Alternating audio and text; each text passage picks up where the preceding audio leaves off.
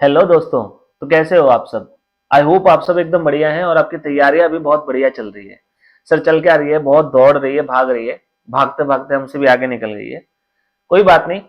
Exam काफी पास आ गए हैं, अब तो आखिरी के कुछ दिन रह गए हैं। लास्ट के 1.5 महीने जो आपने इतने महीने मेहनत किया है, अब उसको समराइज करके लास्ट में जो एंड रिजल्ट निकालने का टाइम है वो है अभी।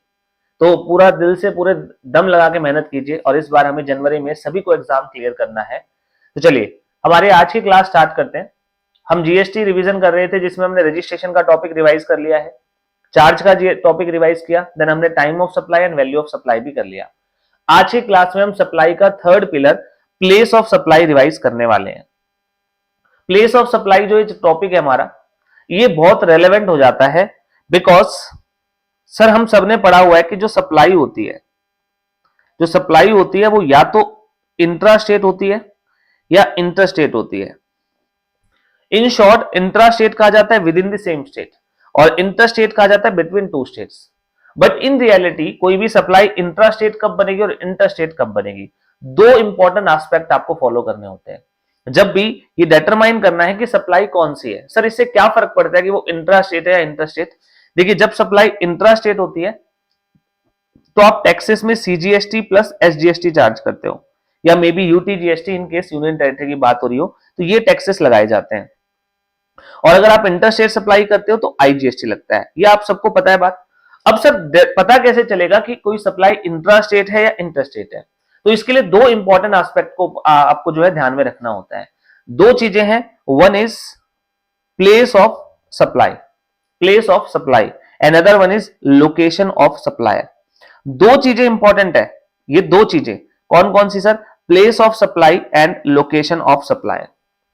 प्लेस ऑफ सप्लाई मतलब सप्लाई कहां पे हुई है, एंड दूसरा लोकेशन ऑफ सप्लायर मतलब बेचने वाला सप्लायर कहां पे है। सर इस बात में, इन दो पॉइंटों में जब हम ये डिटरमाइन करते हैं कि दोनों सेम स्टेट में है तो सप्लाई इंट्रा स्टेट बन जाती है। तो अगर मान लीजिए मेरी place of supply and location of supplier दोनों दिल्ली में है तो इसका मतलब हमारी सप्लाई इंट्रा स्टेट है।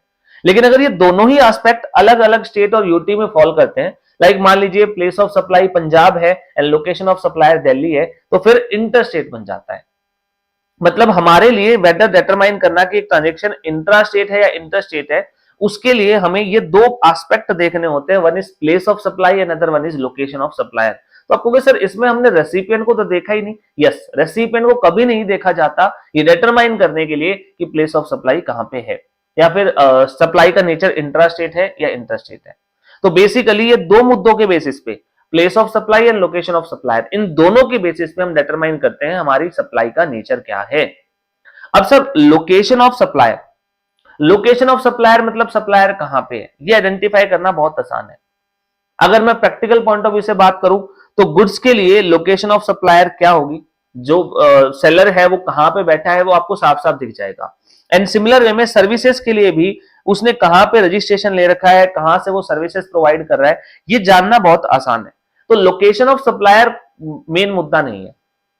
इवन अगर मैं क्वेश्चंस के हिसाब से भी बात करूं तो क्वेश्चंस में आपको ऑलरेडी मेंशन होगा कि हमारा सप्लायर कहां पे है।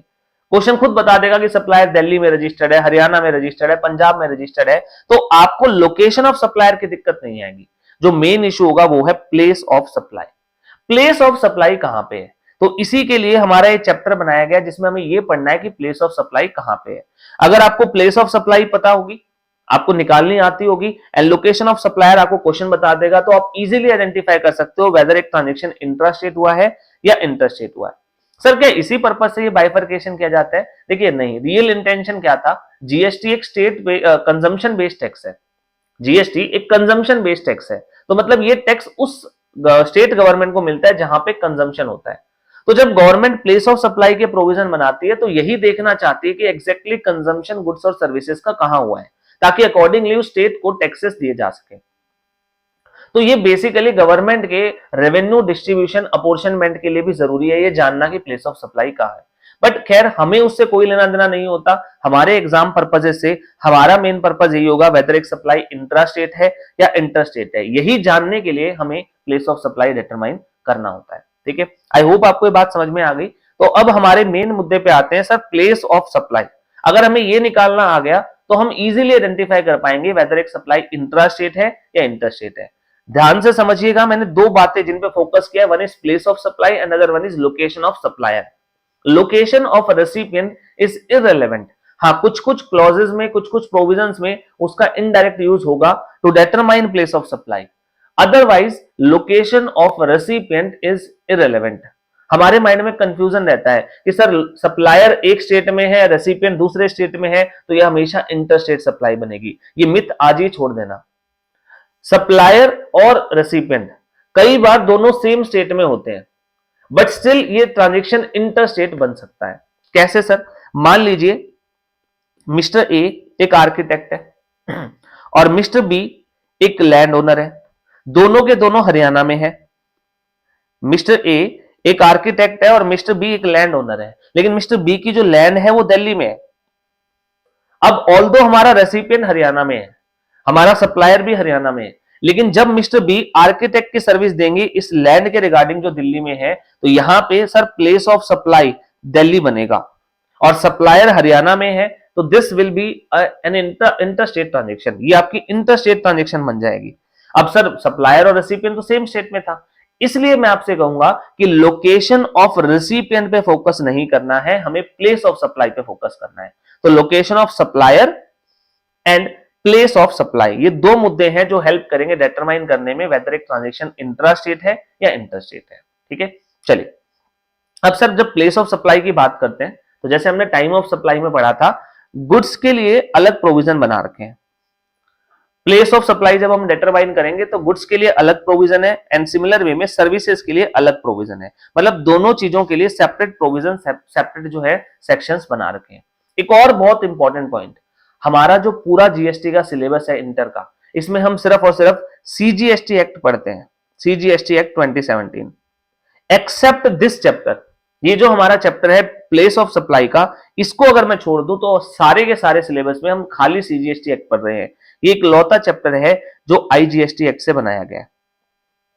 इसका रीजन है कि प्लेस ऑफ सप्लाई डिटरमाइन करने की पावर सिर्फ सेंट्रल गवर्नमेंट के पास है, स्टेट गवर्नमेंट के पास इसकी कोई अथॉरिटी नहीं है। तो प्लेस ऑफ सप्लाई के जितने भी प्रोविजन है वो सेंट्रल गवर्नमेंट ही बनाती है, स्टेट गवर्नमेंट उसमें कुछ नहीं कर सकती। तो आपको ऐसे प्रोविजंस ना तो सीजीएसटी एक्ट में देखने को मिलेंगे, ना उसके रिलेवेंट एसजीएसटी एक्ट्स में देखने को मिलेंगे। ठीक है, तो खैर ये था हमारा एक बिहाइंड की समरी, जो हमारा एक कॉन्सेप्ट है। अब जल्दी से हमारे इस कॉन्सेप्ट को स्टार्ट करते हैं, प्लेस ऑफ सप्लाई। देखिए, GST is a destination based tax. To ascertain the nature of supply, whether it is interstate or intrastate, we must ascertain place of supply. Place of supply आपको पता होना चाहिए और इसके सारे प्रोविजन IGST एक्ट में बताए गए हैं। दो चीजें रिलेवेंट होती है, one is location of supplier and other one is place of supply, to identify whether the supply is interstate और इंट्रास्टेट। क्या ये सप्लाई इंट्रास्टेट है या ये सप्लाई इंटरस्टेट है, ये जानने के लिए आपको लोकेशन ऑफ सप्लायर और प्लेस ऑफ सप्लाई दो चीजें लगती है। गुड्स और सर्विसेज के सेपरेट रूल बताए गए हैं, तो जल्दी से देखते हैं क्या रूल्स बताए गए हैं। डेफिनेशन को मैं यहाँ पे नहीं पढ़ रहा हूँ, जितनी जरूरत होगी तब मैं आपको रेलेवेंट प्रोविजंस में ही बता दूंगा। तो स्टार्ट करते हैं। हमारा सबसे पहला provision, place of supply for goods. याद रखना हम आईजीएसटी एक्ट का सेक्शन पढ़ रहे हैं, तो ये जो सेक्शन 10 यहाँ पे लिखा गया है ये सीजीएसटी एक्ट का नहीं है। सीजीएसटी एक्ट का सेक्शन 10 कंपोजिशन स्कीम की बात करता है, this is section of IGST act. यहां पे लिखा नहीं गया, बट इंप्लाइड मान लेना इस चैप्टर के सारे सेक्शंस आईजीएसटी एक्ट से ही उठाए गए हैं। तो स्टार्ट करते हैं, वेरियस केसेस में प्लेस ऑफ सप्लाई कहां पे माना जाएगा। फिंगर्स पे केसेस को ध्यान नहीं रखना, केसेस के एंड रिजल्ट को ध्यान रखना है। ये मत सोचना सर गुड्स में ये केस थे और इसका ये रिस्पॉन्स था, आपको बस ये पता होना चाहिए कि पर्टिकुलर केस में what will be the end result, that is place of supply कहां माना जाएगा। चलिए, सबसे पहला case, supply involves movement of goods. जब भी कोई व्यक्ति गुड्स बेच रहा है एंड उस गुड्स को बेचते समय गुड्स की मूवमेंट की जाएगी from one place to another. मान लीजिए हमारे सप्लायर है, ये सप्लायर मान लीजिए दिल्ली से है, सप्लायर इज फ्रॉम दिल्ली, और ये हमारा रेसिपिएंट है जो पंजाब से है। तो सर माल दिल्ली के फैक्ट्री से पंजाब की फैक्ट्री तक जाएगा। अब ये मूवमेंट कौन करवा रहा है इससे कोई फर्क नहीं पड़ता। ये मूवमेंट जो होगी गुड्स की, चाहे ये सप्लायर करवा रहा हो, चाहे ये रेसिपिएंट करवा रहा हो, या फिर कोई थर्ड पार्टी कर रही हो, इससे कोई फर्क नहीं पड़ेगा कि मूवमेंट कौन करवा रहा है, कौन कर रहा है। अगर गुड्स की मूवमेंट इन्वॉल्व है सप्लाई में, तो place of supply will be the place where goods will terminate, जहां पे जाके गुड्स रुकेंगे।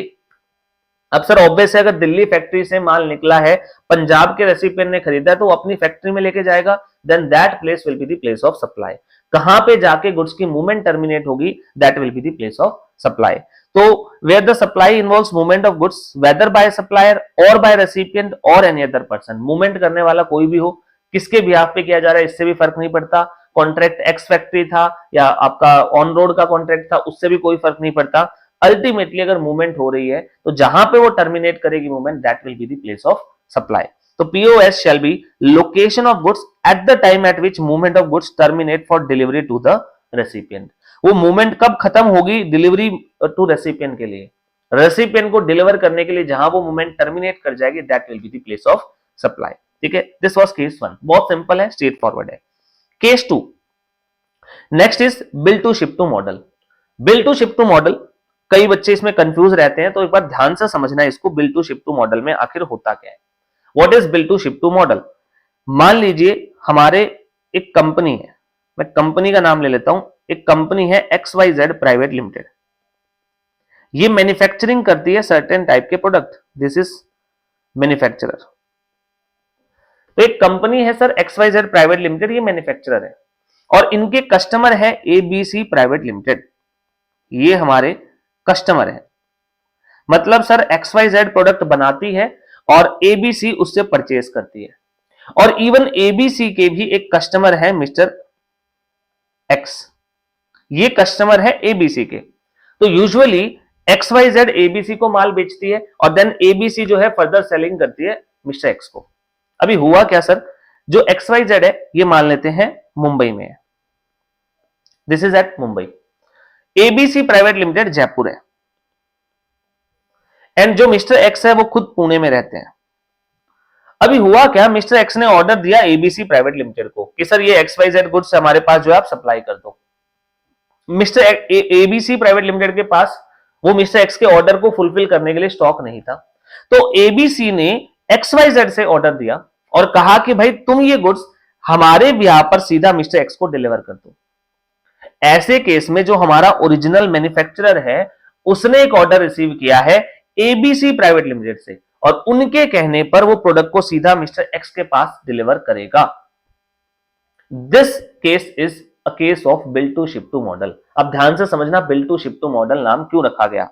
यहां पे जो हमारी ये जो XYZ प्राइवेट लिमिटेड है जो मैन्युफैक्चर करके बेचेगी गुड्स को, ये कंपनी एक्चुअल में जब गुड्स को भेजेगी तो शिपिंग एड्रेस दिखाया जाएगा पुणे का जहां पे माल को पहुंचाना है, लेकिन XYZ मिस्टर एक्स को नहीं जानती, वो पैसा कलेक्ट करेगी ABC से क्योंकि उन्हीं के कहने पर हमने गुड्स डिलीवर किए हैं। तो यहां पे XYZ बिलिंग करेगी ABC प्राइवेट लिमिटेड के नाम पे, बट गुड्स को शिपिंग करेगी मिस्टर एक्स के पास।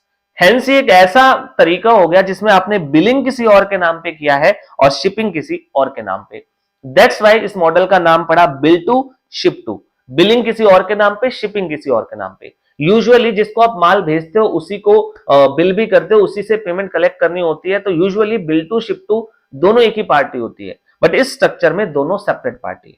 तो this is bill to ship to model. अब सर मुद्दा क्या है, मुद्दा यह है कि जो XYZ है वो जब गुड्स भेज रही है तो कहने को तो गुड्स मिस्टर एक्स के पास गए हैं, लेकिन सर जिसके ऑर्डर पे गए हैं ABC प्राइवेट लिमिटेड, ये डीम्ड माना जाएगा कि जो XYZ जो है उन्होंने जो गुड्स बेचे हैं वो ABC लिमिटेड की प्लेस में बेचे हैं। That means in this case POS will be Jaipur. इस ट्रांजैक्शन में POS जयपुर होगा, मतलब जो गुड्स XYZ ने भेजे पुणे में है बट उनका प्लेस ऑफ सप्लाई जयपुर माना जाएगा, राजस्थान माना जाएगा। ठीक है, और इन रियलिटी तो यहां पे दो ट्रांजैक्शन है। पहला ट्रांजैक्शन है XYZ टू ABC, उसका प्लेस ऑफ सप्लाई बनेगा राजस्थान जयपुर, एंड दूसरा ट्रांजैक्शन है ABC टू मिस्टर एक्स, उसका प्लेस ऑफ सप्लाई फिर पुणे बनेगा, महाराष्ट्र बनेगा, जहां पे इवेंचुअली गुड्स का कंजम्पशन हो रहा है। तो bill to ship to model में दो बातें ध्यान रखनी। पहली बात, जो ओरिजिनल ट्रांजैक्शन हुआ है जिसमें ABC ने XYZ को ऑर्डर दिया है, इसका POS हमेशा राजस्थान बनेगा जहां पे आपका रेसिपिएंट है, एक्चुअल रेसिपिएंट तो मिस्टर एक्स है, बट इस केस में ABC is supplier, XYZ is supplier and ABC is recipient. दूसरी सप्लाई के केस में मिस्टर एक्स रेसिपिएंट बनेगा, इस केस में ABC सप्लायर हो जाएगा और मिस्टर एक्स रेसिपिएंट हो जाएगा। इस केस में Maharashtra will be the POS। तो ये चीज क्लैरिफाई की गई है bill to ship to model में। Bill to ship to model एक ऐसा मॉडल है जिसमें हमने किसी को ऑर्डर दिया तो वो बिलिंग हमारे नाम पे करेगा लेकिन शिपिंग कहीं और करेगा। ठीक है, आई होप आपको ये बात समझ में आई। This is bill to ship to model. Goods are delivered by the supplier to a recipient और any other person on the direction of a third person.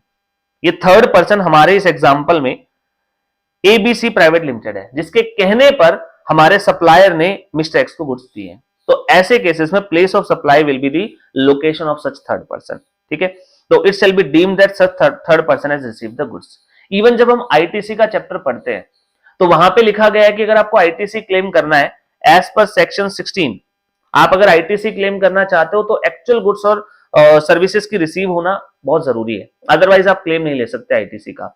इस मॉडल में जो हमारा एबीसी प्राइवेट लिमिटेड है सर, उसको तो कभी goods मिल ही नहीं रहे, एक्चुअल में तो गुड्स सीधा मिस्टर एक्स के पास गए हैं। बट यहां पे हमारा ये जो प्रोविजन है एम्पली क्लियरली कहता है कि जो गुड्स मिस्टर एक्स के पास पहुंच गए हैं, डीम्ड मान लिया जाएगा अगेन यहाँ पे कि एबीसी को भी गुड्स मिल गए हैं। डीमिंग है, डीमिंग फिक्शन यहाँ पे लगाया गया है कि एबीसी को भी गुड्स मिल गए और आप आईटीसी भी इसका क्लेम कर सकते हो। ठीक है, तो ये है bill to ship to model, मतलब बिलिंग किसी और के नाम पे एंड शिपिंग किसी और के नाम पे। ठीक है, चलिए, तो ये हमारा सेकेंड केस था। Third case, where supply does not involve movement of goods, जहां सर सप्लाई तो हो रही है लेकिन मूवमेंट नहीं होगी, जहां पड़ा है माल वहीं बिक जाएगा। सर ऐसा कैसे हो सकता है? अगर कोई माल खरीद रहा है तो माल तो लेके जाएगा, कोई जरूरी नहीं है, ध्यान से सुनिए। मान लेते हैं एबीसी प्राइवेट लिमिटेड है, इनका गुड्स ऑलरेडी एक गोडाउन में पड़ा है, एक पब्लिक गोडाउन है, पब्लिक वेयर हाउस है, इसमें एबीसी प्राइवेट लिमिटेड का माल पड़ा है और ये गोडाउन आपका मान लीजिए जयपुर में है, राजस्थान में। अब क्या हुआ सर, ये सामान XYZ प्राइवेट लिमिटेड खरीदना चाहती है, बट XYZ प्राइवेट लिमिटेड खरीदने के बाद इस गुड्स को मूव नहीं करेगी, वो जहां पड़ा है वहीं पे पड़ा रहेगा। तो ऐसे केसेस में एबीसी प्राइवेट लिमिटेड क्या करेगी, जो गोडाउन का ओनर है बस उसको इंस्ट्रक्शन दे देगी कि भाई अब ये सामान मेरा नहीं हुआ, अब ये सामान XYZ प्राइवेट लिमिटेड का हो गया, तो जब भी लेके जाएंगे उन्हें आप दे देना। तो इस केस में माल बिका है सर, लेकिन माल बिकने के बावजूद भी उसकी लोकेशन सेम रही, वो जहां था वहीं का वहीं रहा। ऐसे केसेस में आपने सप्लाई की है विदाउट मूवमेंट ऑफ गुड्स, तो what will be the place of supply? The place where the goods are when the supply takes place, जहां पे गुड्स थे जब सप्लाई पूरी हुई उसी को प्लेस ऑफ सप्लाई माना जाएगा। तो सर गुड्स तो राजस्थान में थे, तो then yes, place of supply will be Jaipur Rajasthan.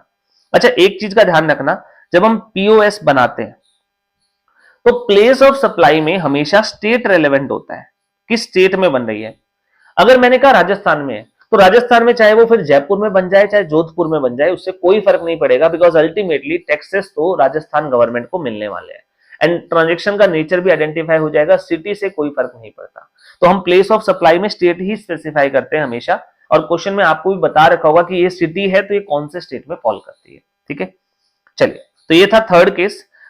अगर मूवमेंट नहीं हो रही है, वेदर बाय सप्लायर और द रेसिपिएंट, कोई भी मूवमेंट नहीं कर रहा सर, अगर मूवमेंट करता तो केस 1 लग जाता। तो POS shall be the location of the goods at the time of delivery to the recipient. जब हमने रेसिपिएंट को वो गुड्स हैंडओवर किए तो जिस जगह पे वो गुड्स पड़े हैं उसी को प्लेस ऑफ सप्लाई मान लिया जाएगा। Next, supply to unregistered person. ये एक स्पेशल केस है जो काफी बाद में रिसेंटली ही हमारे जीएसटी के प्रोविजंस में ऐड किया गया। इस प्रोविजन में स्पेसिफिकली बोला गया कि अगर कोई अनरजिस्टर्ड व्यक्ति कहीं पे जाके किसी के पास दुकान पे जाके over the counter goods purchase करता है, तो जो सप्लायर ने बिल में एड्रेस डाल दिया है, बिलिंग एड्रेस जो भी सप्लायर ने दिखाया होगा उस व्यक्ति का, that will be known as the place of supply. Let's say मैं दिल्ली गया, मैं अनरजिस्टर्ड पर्सन हूं, मैं हरियाणा से दिल्ली गया और कुछ गुड्स मैंने वहां परचेज किए। जब मेरे से सप्लायर ने पूछा सर क्या एड्रेस डालूं, तो मैंने मेरा हरियाणा का एड्रेस दे दिया, then automatically POS will be Haryana. और अगर सर मैंने बाय चांस अगर दिल्ली का ही एड्रेस दे दिया होता तो प्लेस ऑफ सप्लाई दिल्ली ही हो जाता। मतलब अनरजिस्टर्ड के केस में अगर अनरजिस्टर्ड व्यक्ति को आप गुड्स सप्लाई कर रहे हो तो उसने जो एड्रेस बताया है वही आप इनवॉइस पे लिखोगे एंड उसी एड्रेस को पीओएस मान लिया जाएगा। सर अगर एड्रेस स्पेसिफाई ना करे तो सप्लायर अपना ही एड्रेस लिख देगा, जहां पे सप्लायर बैठा है उसी का एड्रेस लिख के, दैट मींस अगर वो दिल्ली है तो दिल्ली को ही प्लेस ऑफ सप्लाई लिख देगा एंड दैट्स इट, आपकी जो है सप्लाई दिल्ली में ही मान ली जाएगी। तो where supply is made to an unregistered person, POS shall be the address of the said person recorded in the invoice. आपने जो इनवॉइस पे एड्रेस रिकॉर्ड किया that will be the place of supply. And अगर address record नहीं किया गया तो location of supplier, जहां सप्लायर बैठा है उसी को प्लेस ऑफ सप्लाई मान लिया जाएगा।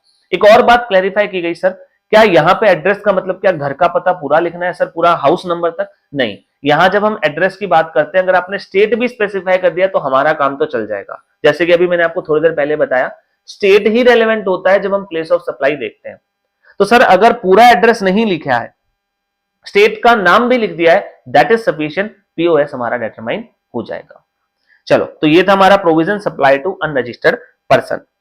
Fifth case, goods assembled at installed at a site. कई बार गुड्स की असेंबली इंस्टॉलेशन एक पर्टिकुलर साइट पे होना होता है, तो प्लेस ऑफ सप्लाई उस जगह को माना जाएगा जहां पे उसे असेंबल या इंस्टॉल किया गया है। सबसे सिंपल प्रोविजन है, जहां पे उसकी इंस्टॉलेशन या असेंबली की गई है that will be the place of supply. And last case sir, कभी कभी हमें चलते व्हीकल पे ऑन बोर्ड कन्वेंस भी कुछ गुड्स सप्लाई किए जाते हैं। जैसे फॉर एग्जांपल आप कहीं घूमने जा रहे हो, ट्रेन में बहुत सारे वेंडर्स आएंगे जो अलग अलग प्रोडक्ट बेचते हैं, लाइक कोई मोबाइल फोन नहीं, कोई स्मार्ट वॉच वगैरह बेच रहा है आपको। स्मार्ट वॉच होती है, ज्यादा स्मार्ट नहीं होती, वो ज्यादा नहीं चलती है। कोई आपको ईयरफोन बेच रहा है, कोई चार्जर बेच रहा है, पावर बैंक बेच रहा है। ये सारी चीजें ट्रेन के ऊपर बेची जाती है, चलती ट्रेन में। तो sir what will be the place of supply? ऐसे बाहर झांक के थोड़ी देखेंगे कि कौन सा स्टेशन आया हुआ है। तो सिंपली लॉ ने कहा कि जिस पॉइंट पे, जिस जगह से आपके उस वेंडर ने, उस सप्लायर ने गुड्स को ऑन बोर्ड किया था, लेट्स से ट्रेन चलती है दिल्ली से मुंबई तक जाएगी और हमारा सप्लायर यूपी के किसी शहर से चढ़ा था गुड्स को लेके, तो सप्लायर जिस पॉइंट पे एम्बार्क करता है, ऑन बोर्ड लेके आता है गुड्स को, that will be the place of supply. याद रखना, मैंने ये नहीं कहा कि ट्रेन कहां से स्टार्ट हुई, मैंने ये कहा है कि सप्लायर कहां से गुड्स लेके चढ़ा है। तो अगर दिल्ली से मुंबई की ट्रेन है बट सप्लायर यूपी से गुड्स लेके चढ़ा है तो UP will be the place of supply. अब चाहे वो माल महाराष्ट्र में जाके बिका हो, उसने एम्बार्क जहां से कर लिया, that will be known as the place of supply. तो supplied on board a conveyance, चाहे वो वेसल हो, चाहे एयरक्राफ्ट हो, चाहे ट्रेन हो, चाहे मोटर व्हीकल हो। सर गुड्स चाहे आपको किसी वेसल पे बेचे गए हैं, चाहे एयरक्राफ्ट में, चाहे ट्रेन में या मोटर व्हीकल में, इन सब केसेस में POS shall be the location at which such goods are taken on board. जिस जगह पे उनको ऑन बोर्ड लिया गया है that will be the place of supply.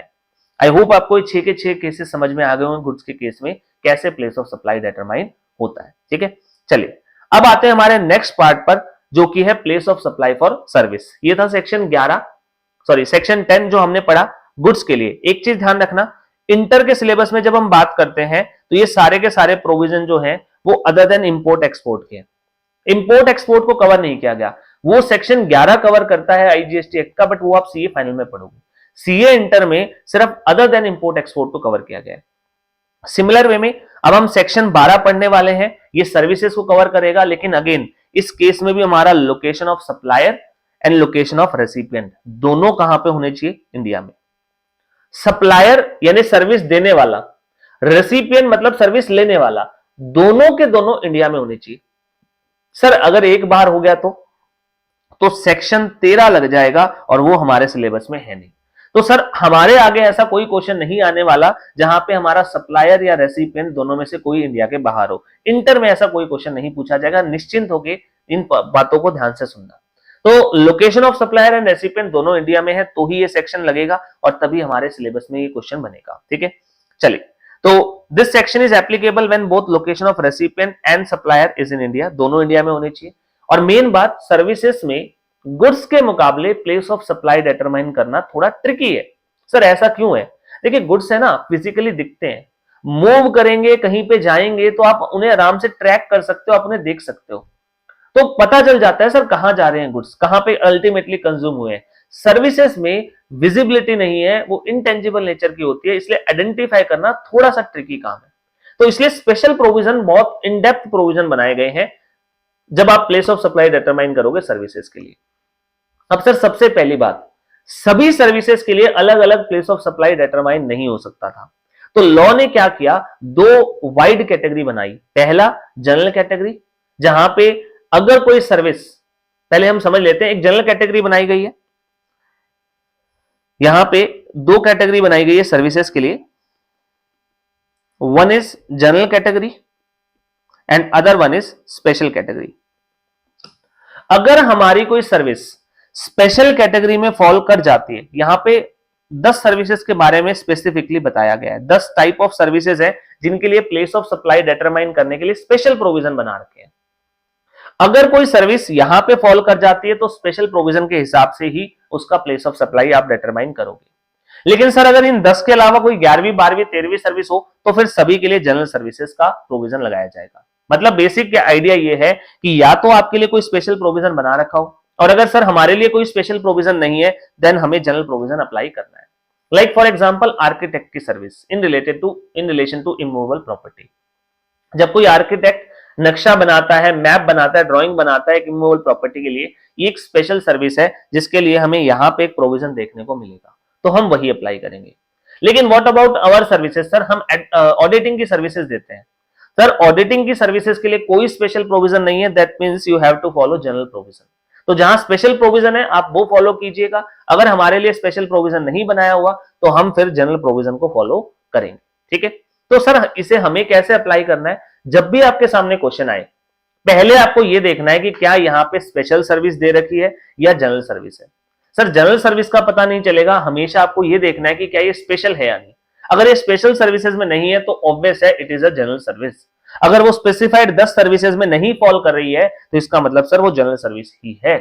तो हमें इस टाइप से देखना है कि पहले वो स्पेशल में फॉल करती है या नहीं, और अगर वो स्पेशल में फॉल नहीं करती है then we will apply general provision. ठीक है, चलिए जी स्टार्ट करते हैं। सबसे पहले जनरल प्रोविजन को देख लेते हैं कि जनरल प्रोविजन क्या बनाया गया है। जनरल प्रोविजन सिंपल सी बात करता है, एक सप्लायर जब अपनी सर्विसेज देगा और जो रेसिपिएंट है वो रेसिपिएंट रजिस्टर्ड पर्सन है। सर सप्लायर जो सर्विसेज दे रहा है उसने जिस व्यक्ति को सर्विस दी है that recipient is registered person, यानी कि हमारा रेसिपिएंट रजिस्टर्ड है ट्रांजैक्शन में, then the place of supply will be the location of such person. उस व्यक्ति के जहां पे वो रजिस्टर्ड है रेसिपिएंट उसी जगह पे प्लेस ऑफ सप्लाई माना जाएगा। और सर अगर अनरजिस्टर्ड हो तो उस केस में अगर हमारे पास रेसिपिएंट का एड्रेस अवेलेबल है तो उसी को पीओएस माना जाएगा, एंड अगर एड्रेस अवेलेबल नहीं है तो फिर जहां पे सप्लायर है that will be the place of supply. Sir ऐसे समझ नहीं आया, एग्जांपल से बताइए। हाँ देखिए जल्दी से एग्जांपल देखते हैं। मान लीजिए मैंने किसी की आईटीआर फाइल की है, मैंने आईटीआर फाइलिंग सर्विस दी है, आईटीआर फाइलिंग सर्विस। अब मैंने आईटीआर फाइलिंग सर्विस दी है, मान लीजिए मैं दिल्ली में रजिस्टर्ड हूं और मैंने किसी को आईटीआर फाइलिंग सर्विस दी। अब ITR filing service special services में कवर्ड नहीं है। सर हमें कैसे पता? अभी पढ़ोगे तब तुम्हें खुद पता चल जाएगा कौन सी सर्विस स्पेशल नहीं है। तो मैंने जनरल सर्विसेज दी है। ऐसे केसेस में अगर मैंने जिसकी आईटीआर फाइल की है वो रजिस्टर्ड है, लेट्स से सर यस वो रजिस्टर्ड है and he is registered in Punjab, तो अगर आपका रेसिपिएंट रजिस्टर्ड है तो place of supply will be the state जहां पे वो रजिस्टर्ड है। तो मतलब मेरी सप्लाई मैं दिल्ली में हूं और मेरा रेसिपिएंट पंजाब में रजिस्टर्ड है, then the POS will be Punjab. ठीक है, पहला पॉइंट क्लियर? Yes sir. दूसरा केस, सर वो अनरजिस्टर्ड है। अगर वो अनरजिस्टर्ड है तो फिर आपको देखना है क्या उसका एड्रेस आपके पास अवेलेबल है। मैंने कहा सर एड्रेस मुझे नहीं पता, उसने मेरे को इंफॉर्मेशन दी, मैंने आईटीआर फिल कर दी। या दूसरा केस, यस एड्रेस हमारे पास अवेलेबल है। मान लेते हैं सर मेरे पास एड्रेस अवेलेबल है, मुझे पता है उस बंदे का मेरे पास जो एड्रेस है वो यूपी का है, तो ऐसे केसेस में place of supply will be UP. अगर आपके पास एड्रेस अवेलेबल है रेसिपिएंट का, he is unregistered but you have the address, तो place of supply will be that state.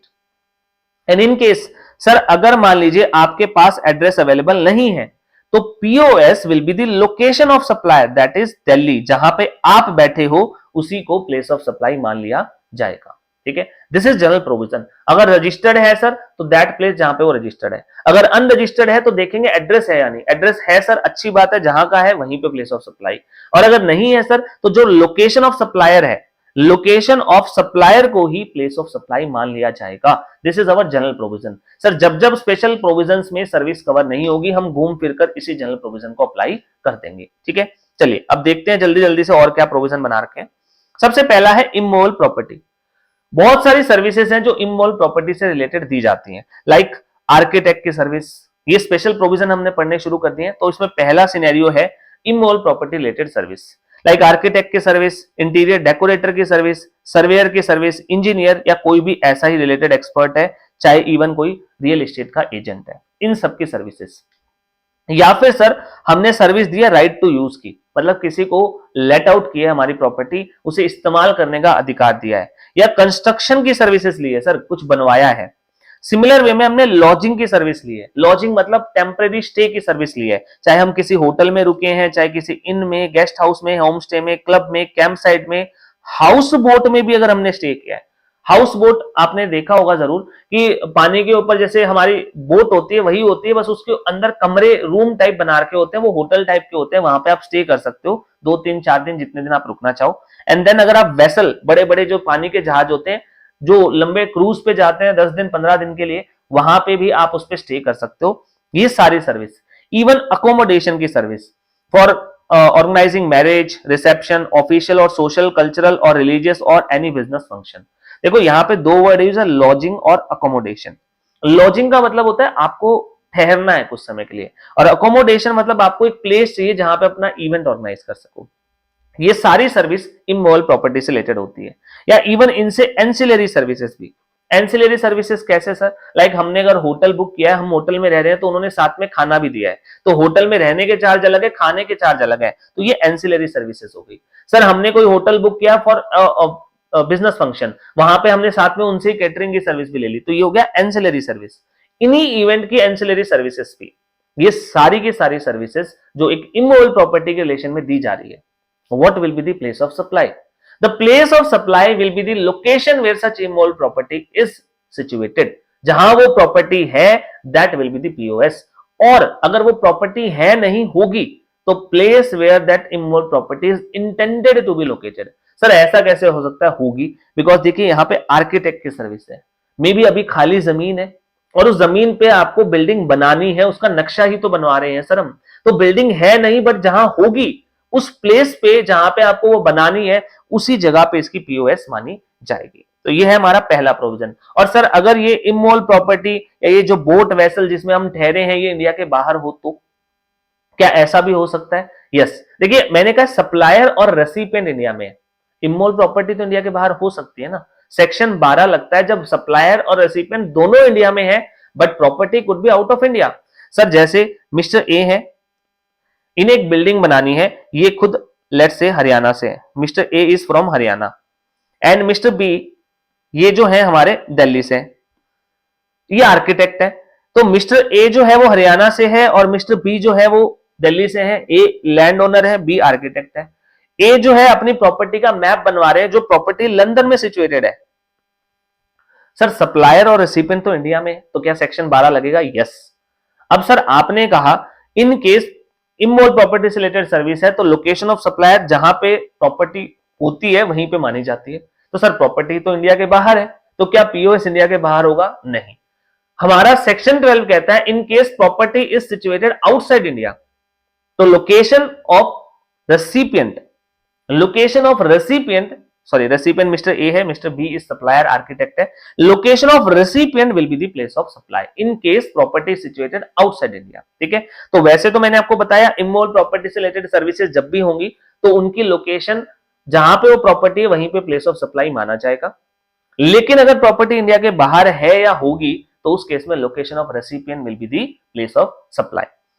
Sir अगर मान लीजिए ये प्रॉपर्टी या जिसकी भी हम बात करें सर्विसेज, इसके रिगार्डिंग जिस इमोरल प्रॉपर्टी की हम बात कर रहे हैं वो मल्टीपल स्टेट में हो, तो सर ऐसा कैसे हो सकता है? एक ही प्रॉपर्टी, एक ही बिल्डिंग मल्टीपल स्टेट में। देखिए बिल्डिंग ही होना जरूरी नहीं है, मे बी आप रोड बनवाने के लिए, रोड कंस्ट्रक्शन के लिए आप किसी आर्किटेक्ट की सर्विस ले रहे हो, रोड बनाना वो भी तो सर एक इमोरल प्रॉपर्टी है। एंड रोड जब बनते हैं कोई नेशनल हाईवे तो हो सकता है मल्टीपल स्टेट में भी फॉल कर रहा हो, तो ऐसे केसेस में सामने वाले ने जो आपको सर्विस दी है एक ऐसी इमोरल प्रॉपर्टी के लिए दी है जो मल्टीपल स्टेट में फॉल करती है, तो sir what will be the place of supply, कौन से स्टेट में होगा? देखिए ऐसे केसेस में the value will be bifurcated, उसको अपोर्शन करना होता है एज पर द रूल्स, तो वो रूल्स बताते हैं कि कैसे उसको अपोर्शन किया जाएगा। ठीक है, तो यहां पे देखिए if the location of immoral property is situated outside India then the location of recipient will be the place of supply, and अगर प्रॉपर्टी जो है वो मोर देन वन स्टेट में है तो पीओएस हर उस स्टेट में होगा जहां पे आपकी वो इमोरल प्रॉपर्टी है या होगी।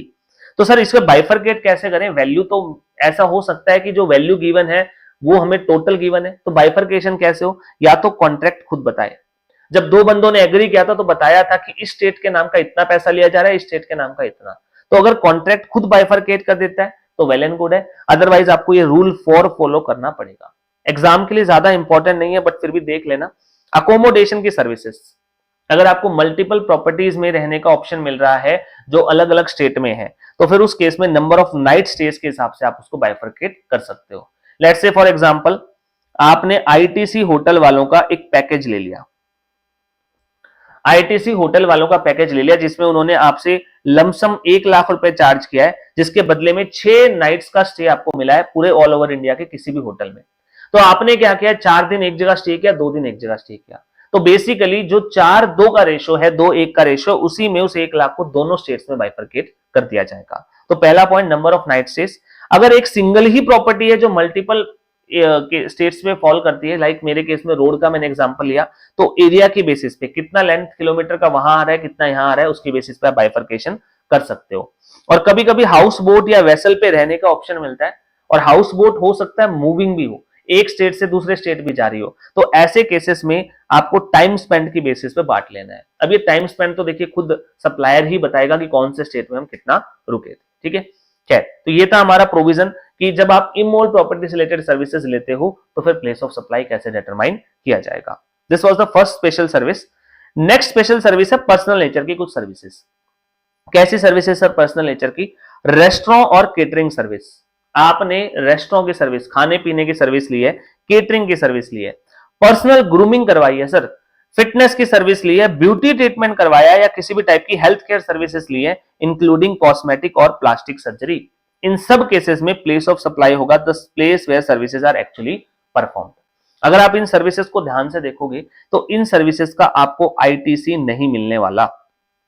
तो सर आईटीसी ही नहीं मिलने वाला, तो इन्होंने सिंपली प्रोविजन बना दिया जहां पे इनका एक्चुअल में परफॉर्मेंस है, जिस प्लेस में इनका एक्चुअल में परफॉर्मेंस है, that will be the place of supply, वहीं पे इसका प्लेस ऑफ सप्लाई मान लिया जाएगा। नेक्स्ट है training and performance appraisal service. दो टाइप की सर्विस यहां कवर की गई है। वन इज ट्रेनिंग, अगर आप किसी कंपनी के एम्प्लॉइज को या कंपनी के स्टाफ को ट्रेन करने की सर्विस देते हो, या फिर परफॉर्मेंस अप्रेजल, मतलब उनकी परफॉर्मेंस को चेक कर रहे हो वेदर वो सही काम कर रहे हैं या नहीं। इन सब केसेस में बेसिकली आप उनके एम्प्लॉइज को कोई नई स्किल सिखा रहे हो या उनकी स्किल्स को चेकअप कर रहे हो, तो ऐसे केसेस में what will be the place of supply. तो कहा गया अगर रेसिपिएंट रजिस्टर्ड है, देखिए ये बिजनेस के लिए, प्योरली बिजनेस के लिए ली जाने वाली सर्विस है। एक चीज का आप आगे फोकस करना कि जो जो सर्विसेज प्योरली बिजनेस के लिए दिखती है कि हाँ ये बिजनेस के लिए चाहिएगी, तो उन सब केसेस में आपका प्लेस ऑफ सप्लाई ऐसे बनाया गया कि अगर रजिस्टर्ड है तो उसी के लोकेशन पे बन जाए, और अगर अनरजिस्टर्ड है तो फिर अलग प्रोविजन बनाते हैं। क्योंकि देखिए जब जब रजिस्टर्ड होगा तो सामने वाला आईटीसी क्लेम करना चाहेगा, और वो आईटीसी तभी प्रॉपर क्लेम कर पाएगा जब प्लेस ऑफ सप्लाई उसी के स्टेट में या उसी की जगह पे बनाया गया है। तो यहां पे भी सिंस रजिस्टर्ड पर्सन है तो आईटीसी लेना चाहेगा तो location of such registered person, and अगर अनरजिस्टर्ड है, अगर वो अनरजिस्टर्ड है तो POS will be the place where services are actually performed, जहां पे सर्विसेज का एक्चुअली में परफॉर्मेंस हुआ है, that will be the place of supply. तो ट्रेनिंग एंड परफॉर्मेंस अप्रेजल अगर रजिस्टर्ड है तो place of supply will be the place जहां पे वो रजिस्टर्ड है, और अगर अनरजिस्टर्ड है तो फिर जहां पे एक्चुअल परफॉर्मेंस हुई है that will be the place of supply. तो this was my third case. अब मैं इनके एग्जांपल नहीं बता रहा हूं, बहुत स्ट्रेट फॉरवर्ड प्रोविजन है। आपने जो है बहुत जरूरी है कि ये पॉइंट आपने पहले से पढ़े हुए हैं, क्योंकि हम अभी क्विक रिवीजन कर रहे हैं, तो सारे के एग्जांपल मैं अगर देता चलूंगा तो बहुत लेंदी हो जाएगा। जो जो इंपॉर्टेंट हो गए मैं वहां पे आपको एग्जांपल दे दूंगा। Next is admission service. यहां एडमिशन का मतलब किसी पर्टिकुलर इंस्टीट्यूट में, कॉलेज में एडमिशन नहीं हो रहा है। ये एडमिशन सर्विस का मतलब है आपको एंट्री ग्रांट की जा रही है, you are granted access to और एंट्री टू सर्टेन प्लेसेस। तो सर हम एंट्री जब करते हैं तो टिकट कटती है, बिकॉज अंदर जो चीजें दिखाई जा रही है उसके नाम के हम चार्जेस पे कर रहे हैं, तो ये भी एक सर्विस है। तो इस केस में प्लेस ऑफ सप्लाई कैसे होगा? Services provided by way of admission to, admission to मतलब entry, cultural, sporting, educational, scientific और एंटरटेनमेंट और आर्टिस्टिक इवेंट। कोई भी इवेंट हो रहा है, चाहे वो कल्चरल इवेंट हो, चाहे स्पोर्टिंग का हो, एजुकेशनल हो, साइंटिफिक हो, एंटरटेनमेंट के लिए हो या आर्टिस्टिक इवेंट हो, या इवन आप किसी अम्यूजमेंट पार्क में भी एंट्री करते हो, या वहां पे जाने के बाद आपको कोई एंसिलरी सर्विसेज भी दी जाए, इन सब केसेस में प्लेस ऑफ सप्लाई होगा जहां पे वो इवेंट हो रहा है। The place where the event is held, या फिर जहां पे वो वाटर पार्क लोकेटेड है, that will be the place of supply. तो इवेंट के केस में most of the time ITC यहां पे नहीं मिलना होता, तो ऐसे केसेस में जहां पे वो इवेंट हो रहा है that will be the place of supply. या रजिस्टर्ड अनरजिस्टर्ड का कोई डिफरेंस क्रिएट नहीं किया गया है, क्योंकि मोस्ट ऑफ द टाइम आप खुद देख सकते हो इन चीजों में कोई बिजनेस रोल नहीं है, बिजनेस यूज नहीं है, तो आईटीसी तो कोई लेने का पॉइंट ही नहीं अराइज होगा। तो सिंपली प्रोविजन बनाया गया है कि जहां पे वो इवेंट हो रहा है या जहां पे वो पार्क है वहीं पे उसका पीओएस मान लिया जाएगा। Next is event organization service, ये इंपॉर्टेंट पॉइंट है, this is very important. Event organization service, इस बार इवेंट में एंट्री नहीं ले रहे सर, हम इवेंट ऑर्गेनाइज करवा रहे हैं किसी से, कोई व्यक्ति है जो हमारे बिहाफ पर हमारे इवेंट्स को मैनेज कर रहा है। या सर स्पॉन्सरशिप सर्विस, किसी इवेंट में हमारा प्रमोशन किया जा रहा है तो वो स्पॉन्सरशिप कहलाता है, ये सर्विसेज हमने ली। अगेन सर ये बिजनेस के लिए दोनों ही बहुत इंपॉर्टेंट होती है। तो अगेन आप देखोगे बाइफर्केशन, अगर रजिस्टर्ड है तो लोकेशन ऑफ सच पर्सन, और अगर रेसिपिएंट अनरजिस्टर्ड है, अगर रेसिपिएंट अनरजिस्टर्ड है तो जहां पे वो इवेंट होगा, जहां पे वो इवेंट होगा that will be the place of supply. और सर अगर इवेंट इंडिया के बाहर होना है तो अगेन सेम बात, जैसे इमोल प्रॉपर्टी में था, अगर इमोल प्रॉपर्टी इंडिया से बाहर है तो place of supply will be the location of recipient. Same बात यहां पे बोली गई है, in case event held outside India then POS would be the location of such recipient, recipient की लोकेशन को ही पीओएस माना जाएगा। और अगेन सर अगर event more than one state में होना हो तो, जैसे आईपीएल है, आईपीएल के मैचेस पूरे इंडिया में होने होते हैं, अब किसी को अगर आईपीएल में स्पॉन्सरशिप की सर्विस मिल रही है तो सर ऐसे केसेस में तो यहाँ पे मल्टीपल स्टेट हो गए, तो what will be the place of supply, sir वो सारे राज्य होंगे जहां जहां वो इवेंट होगा। तो सर अब वैल्यू को क्या करें, कैसे बांटें, तो या तो कॉन्ट्रैक्ट में लिखा होगा कि हर राज्य के नाम का कितना पैसा चार्ज किया जा रहा है, और अगर नहीं लिखा हुआ तो आपको रूल 5 के हिसाब से बांटना है, जिसमें आप जनरली एक्सेप्टेड अकाउंटिंग प्रिंसिपल्स को फॉलो करते हो। तो उसके लिए क्वेश्चन कोई ना कोई बेस बता देगा कि ऐसे ऐसे आप वैल्यूज को बांट लो। तो this was our provision event organization और sponsorship service. Next is goods transportation service, आपके गुड्स को एक पॉइंट टू दूसरे पॉइंट पे ट्रांसपोर्ट करने की सर्विस दी जा रही है। अगेन बिजनेसमैन के लिए बहुत जरूरी होता है, तो आपको बाइफर्केशन देखने को मिलेगा, अगर आप रजिस्टर्ड हो तो लोकेशन ऑफ सच रेसिपिएंट, अगर आपने सर्विसेज रजिस्टर्ड पर्सन को दी है तो location of such recipient will be the POS.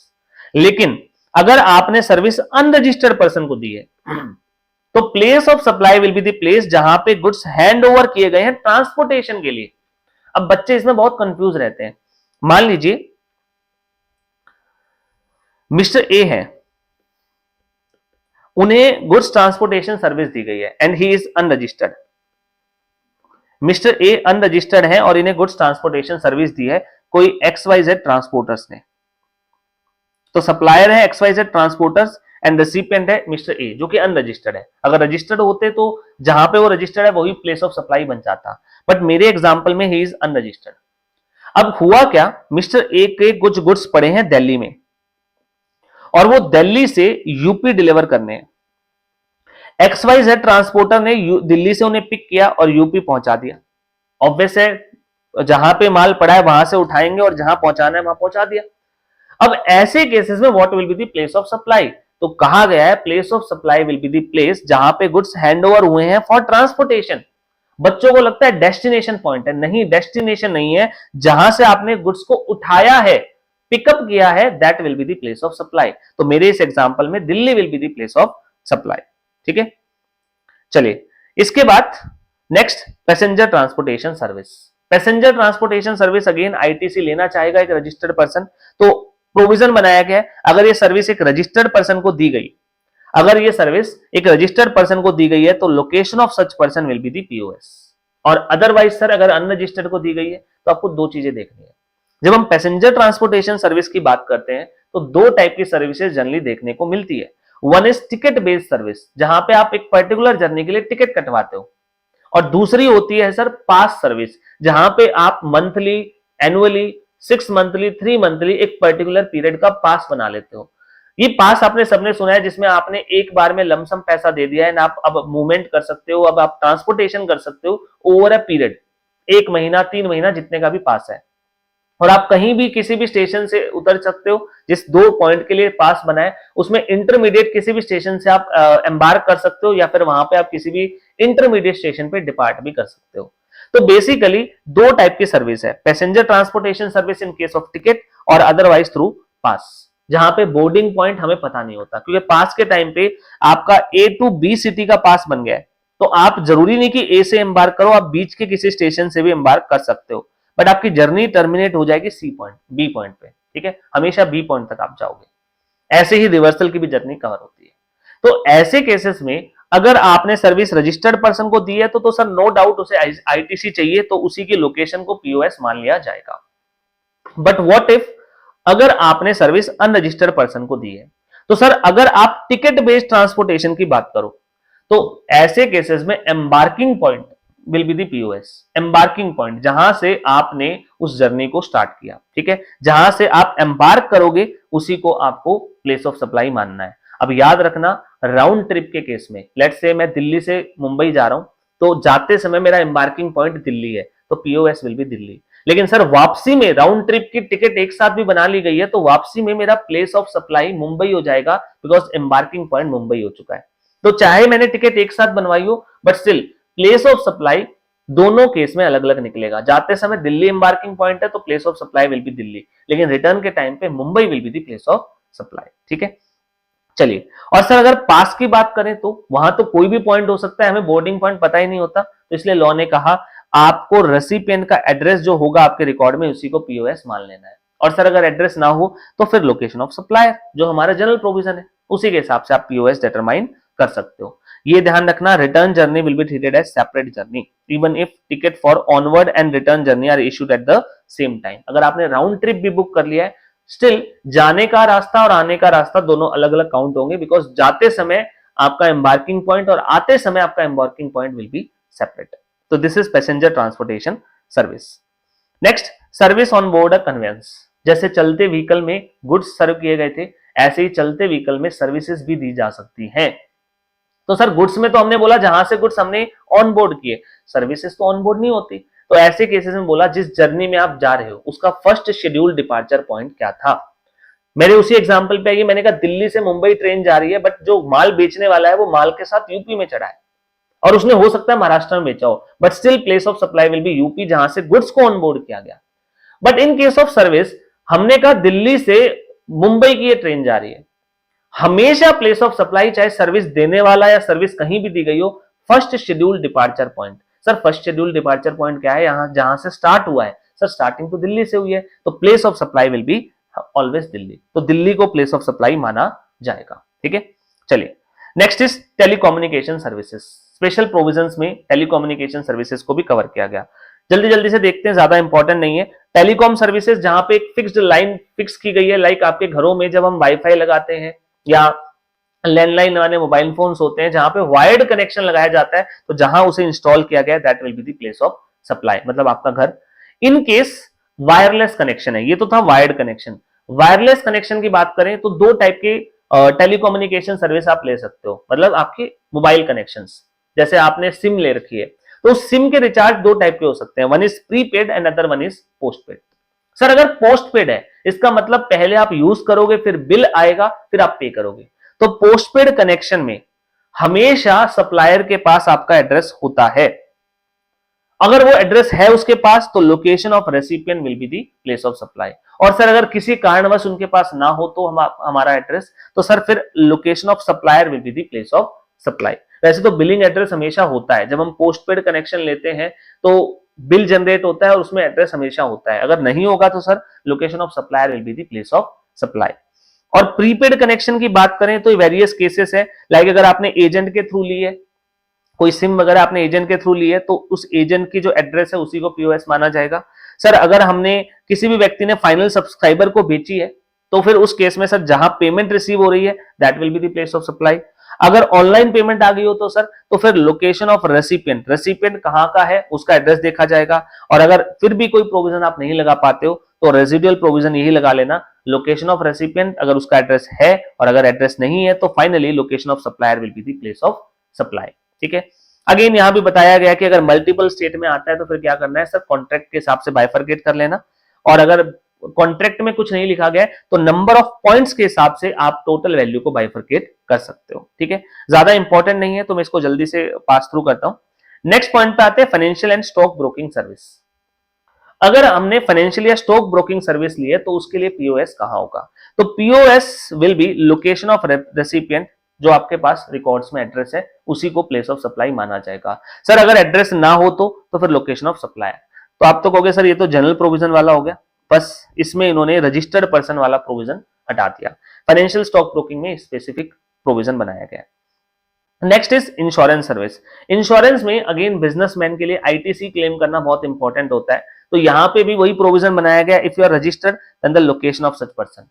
और अगर अनरजिस्टर्ड हो तो फिर एड्रेस ऑफ द रेसिपिएंट।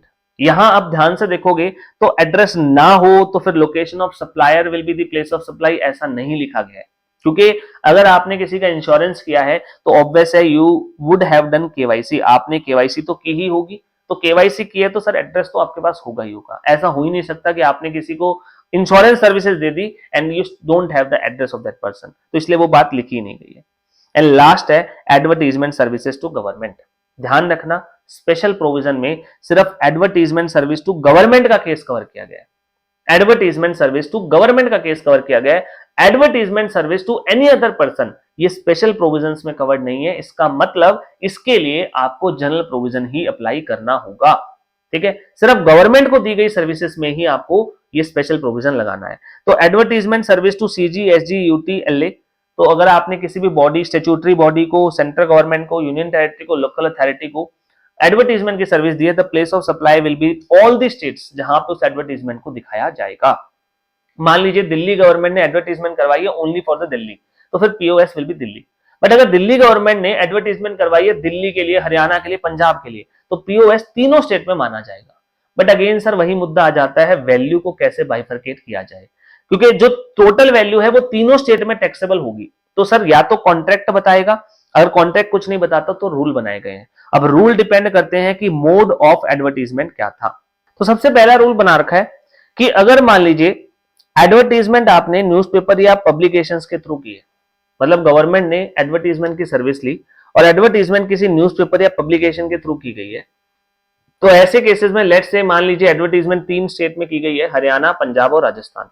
तो सर अगर हो सकता है सप्लायर ने लमसम पैसा चार्ज कर लिया हो, बट प्लेस ऑफ सप्लाई तीनों स्टेट में माना जाएगा बिकॉज तीनों जगह पे एडवर्टीजमेंट दिखाई जाएगी।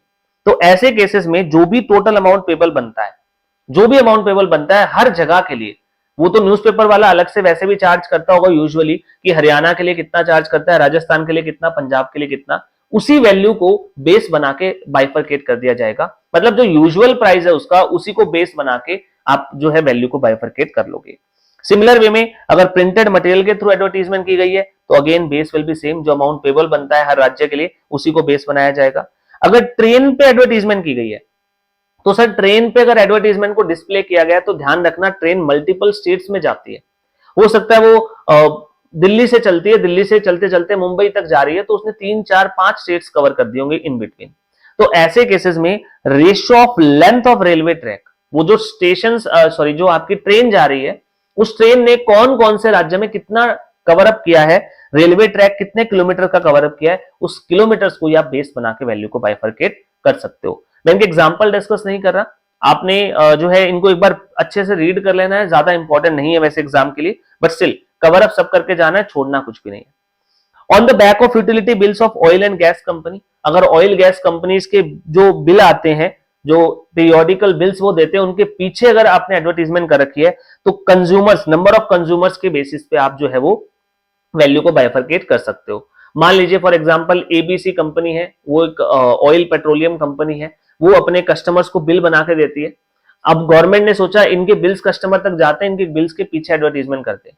तो मान लीजिए जो बिल्स का सर्कुलेशन होना है वो हरियाणा और पंजाब के स्टेट में होना है, तो हरियाणा में कितने कंज्यूमर्स हैं उसके और पंजाब में कितने कंज्यूमर्स हैं, उसी के बेसिस पे वैल्यू को बाइफरकेट किया जा सकता है। देन रेलवे टिकट के ऊपर अगर रेलवे के टिकट के पीछे एडवर्टीजमेंट की जा रही है तो नंबर ऑफ रेलवे स्टेशन को बेस बनाया जाएगा। रेडियो स्टेशन, सिनेमा हॉल्स, इन दोनों केसेस में जो अमाउंट पेबल वाला क्राइटेरिया है जो ऊपर डिस्कस कर रहे थे वही रहेगा। टीवी चैनल के केस में व्यूवरशिप का डेटा देखा जाएगा, जो टीआरपी हम कहते हैं। और सर ये टीआरपी निकलेगी कैसे, ये टीआरपी का डेटा बीएआरसी देगा। कौन सा डेटा होगा sir, figure of last week of preceding quarter, पिछले क्वार्टर के लास्ट हफ्ते का जो डेटा होगा वो आप ले सकते हो। ठीक है, एंड सिमिलर वे में इंटरनेट पे अगर कोई एडवर्टीजमेंट है तो सर उसे हमेशा प्लेस ऑफ सप्लाई पूरे इंडिया में माना जाएगा। एंड यहाँ पे भी इंटरनेट सब्सक्राइबर देखने पड़ेंगे। जैसे यहाँ पे टीआरपी देखी थी, व्यूअरशिप का डेटा देखा था, यहाँ इंटरनेट सब्सक्राइबर देखे जाएंगे। सर ये कौन बताएगा? ये बताएगी ट्राई। कब का डेटा लेना है सर? आपको लास्ट ईयर के, पिछले साल के लास्ट क्वार्टर का, पिछले फाइनेंशियल ईयर के लास्ट क्वार्टर का डेटा लेना है। यहां था पिछले क्वार्टर का लास्ट वीक और यहां है पिछले साल का लास्ट क्वार्टर, ठीक है। And last is next is SMS के थ्रू अगर सर्विसेज है तो again same number of subscriber देखे जाएंगे और उसका डेटा भी ट्राई देगी। ये आपको लास्ट क्वार्टर का लेना है फॉर द करंट क्वार्टर। और अगर होर्डिंग के थ्रू सर्विसेज दी जा रही है तो फिर अगेन अमाउंट पेबल्स देखा जाएगा, कितना कितना बनता है किसके स्टेट के लिए। तो ये तरीका है जिसके थ्रू आप गवर्नमेंट को दी जाने वाली एडवर्टीजमेंट सर्विस को अलग अलग स्टेट में वैल्यू को बाइफरकेट कर सकते हो। इसके अलावा इस चैप्टर में कुछ खास नहीं है। ये दो मेन प्रोविजन थे हमारे जो प्लेस ऑफ सप्लाई डिटरमाइन करवाते हैं गुड्स के केस में और सर्विसेज में। इंटरस्टेट सप्लाई क्या होगा हम पहले डिस्कस कर चुके हैं। अगर टेरिटोरियल वाटर में सप्लाई की जा रही है, अगर मान लीजिए टेरिटोरियल वाटर में सप्लाई की जा रही है तो ऐसे केसेस में place of supply will B nearest coastal state. अगर सर हम टेरिटोरियल वाटर में बिजनेस करते हैं, वहीं पे रजिस्ट्रेशन लेने के लिए लाइबल हो गए हैं, तो फिर कौन से स्टेट में लेंगे? वो तो पानी है सर, समुद्र है। अब समुद्र में हम रजिस्ट्रेशन ले नहीं सकते तो अगेन नियरेस्ट कोस्टल स्टेट। तो चाहे सप्लाई की बात आए चाहे लोकेशन ऑफ सप्लायर की बात आए, अगर वो टेरिटोरियल वाटर में बन रही है तो हमेशा नियरेस्ट कोस्टल स्टेट आपको देखना होता है, या यूटी एज द केस में भी। तो ये था आपका टॉपिक प्लेस ऑफ सप्लाई का। इसके क्वेश्चंस नेक्स्ट क्लास में डिस्कस करते हैं। आई होप आपको सारे प्रोविजन समझ में आ गए हैं। स्टिल अगर आपको लगता है सर कोई प्रोविजन, क्योंकि हम जल्दी रिवाइज कर रहे हैं, रिकैप कर रहे हैं, अगर आपको लगता है सर कोई प्रोविजन थोड़ा डिटेल में बताइए तो फिर उस प्रोविजन के लिए मैं अलग से वीडियो बना दूंगा, कमेंट बॉक्स में जरूर बताइएगा। आज के लिए इतना ही, मिलते हैं नेक्स्ट क्लास में।